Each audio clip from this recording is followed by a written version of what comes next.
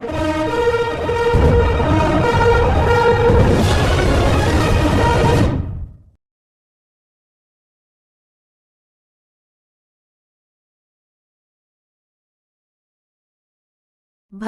కొత్తగూడెం జిల్లా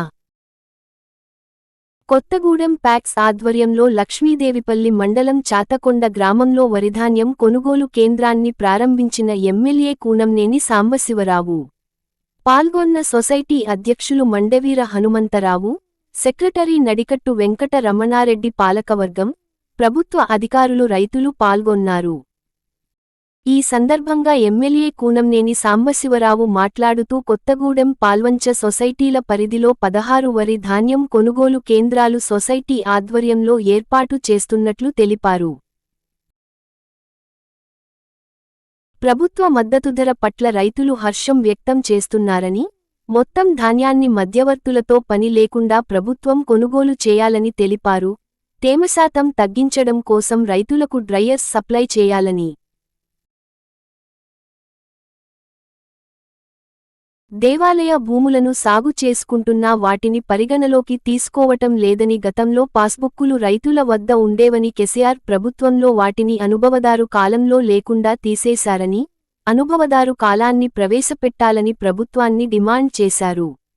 వర్షాలు పడుతున్న సమయంలో పట్టాలు సరిపోవటం లేదని, ధాన్యం కొనుగోలు కేంద్రాల్లో రైతులకు పట్టాలు సరిపడా సప్లై చేయాలని కోరారు.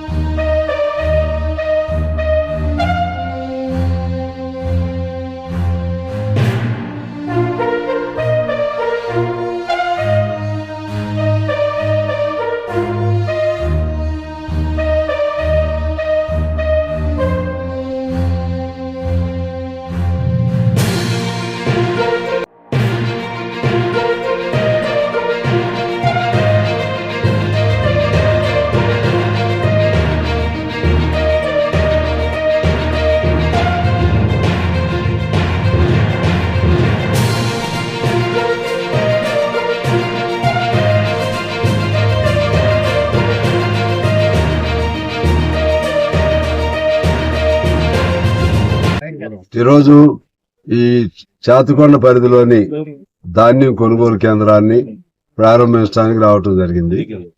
ఈ విధంగా 2 పాల్వంచ సొసైటీ, కొత్తగూడెం సొసైటీలో దాదాపు 16 కేంద్రాలు ఈ విధంగా సొసైటీ ఆధ్వర్యంలో ఉన్నాయి. ఇక ఐకేపీ ఇంకా ఇతర పద్ధతుల ద్వారా ఉండే ఇంకా అనేక ఉన్నాయి. అన్నిటికంటే ఒక సంతోషం ఏంటంటే ఇవాళ 2300 పైచీలకు సన్న బియ్యం ఉంటే ఒక 20 రూపాయలు సన్న వడ్లు ఉంటే ఒక 20 రూపాయల తేడాతో మొత్తగా వడ్లకి ఉన్నాయి.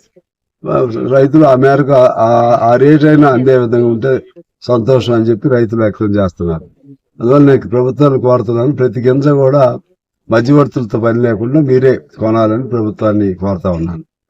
ఇక రెండో అంశం ఏంటంటే దానిలో మన తేమ శాతం ఇటువంటి కూడా కొంచెం డ్రైయర్స్ ఉంటే తేమ శాతం కూడా తగ్గిద్ది.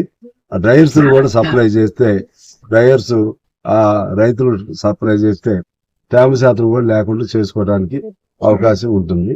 ఈలోపు తేమ పొడి 2 ధాన్యాలు కలపటం వల్ల నష్టం వచ్చిందని అధికారులు చెప్పారు. ఆ జాగ్రత్త తీసుకోవాలి. ఇక ఆఖరి అంశం ఏంటంటే ఇక్కడ అంబసత్రం ఇటువంటి ప్రాంతాల్లో దాన్ని భూములు ఉన్నట్టుగా పరిగణలో తీసుకోవట్లేదు.